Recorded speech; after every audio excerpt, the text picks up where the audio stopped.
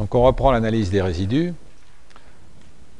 On a beau estimer nos paramètres de la meilleure façon possible, c'est-à-dire de façon à estimer le mieux possible les rendements observés, on n'arrive pas exactement à prédire ces rendements. Il y a toujours un écart entre ce que l'on prédit et ce que l'on observe. Alors, le premier terme ici est tout à fait analogue à la régression. On regroupe dans le vecteur Y toutes les prévisions de rendement par le modèle. Et le modèle, qu'est-ce que c'est? C'est x bêta chapeau. Donc tout simplement, on écrit x bêta chapeau. Et on obtient y chapeau, ce qui est prédit par le modèle. Alors concrètement, quand j'écris y chapeau ijk, qu'est-ce que ça vaut? Ça vaut mu chapeau plus alpha chapeau i plus bêta chapeau j plus alpha bêta ij. Et ça vaut, figurez-vous, y bar ij point. Notre modèle, il est tel qu'on arrive toujours à estimer parfaitement les moyennes des cases. Par contre, évidemment, il reste quelque chose qui est le résidu, ce qui se passe intracase. Ça veut dire que les résidus que l'on définit comme l'écart entre la vraie valeur et la valeur prédite, qui est écrite ici pour une parcelle, mais que je peux ici écrire globalement, eh bien ces résidus, on les estime tout simplement en faisant la différence dans chaque case entre chaque donnée et la moyenne de la case. Vous reconnaissez ici y ijk, qui est une donnée, et puis y bar ij, qui correspond à la moyenne de la case ij. Donc les résidus, là, se calculent de façon excessivement simple. Alors ces résidus, ils ont plusieurs propriétés.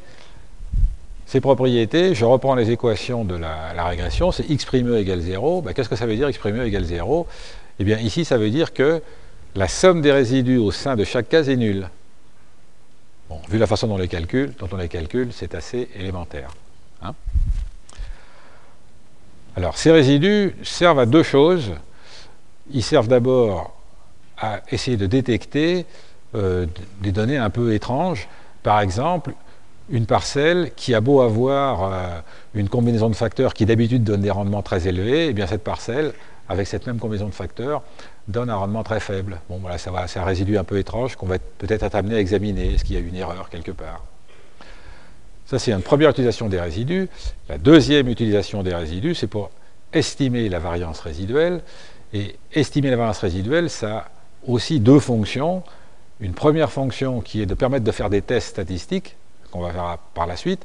Et puis la deuxième fonction, c'est intrinsèquement, ça nous permet de connaître la variabilité, on va dire, biologique dans notre cas.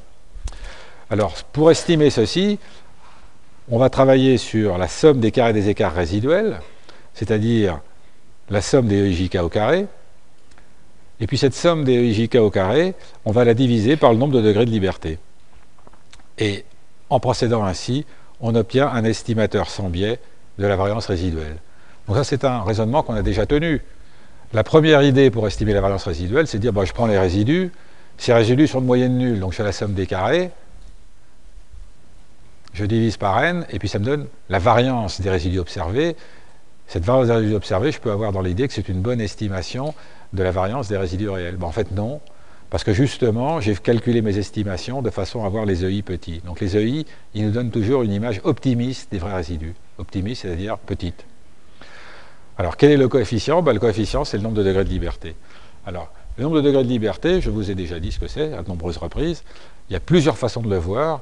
Peut-être que la façon la plus simple, quand on a un modèle, c'est de dire, voilà, c'est le nombre de données, petit n, moins le nombre de paramètres indépendants estimés. Le mot indépendant est important. Vous voyez, j'estime alpha 1, alpha 2, alpha 3. Certes, mais le alpha 3, en fait, il ne compte pas. J'estime alpha 1, alpha 2, puis quand j'ai alpha 1, alpha 2, j'aurai le alpha 3 par la suite. Donc c'est bien le nombre de paramètres indépendants estimés. Donc ça, c'est peut-être la règle la plus simple pour calculer les résidus, les degrés de liberté, associés aux résidus. L'autre façon, c'est de dire, j'ai une somme de termes, combien de termes je peux fixer indépendamment? Alors j'ai combien de termes? Eh bien j'en ai n. Bien. Et j'ai combien de relations entre les termes? Eh bien on sait que dans chaque case, la somme vaut 0.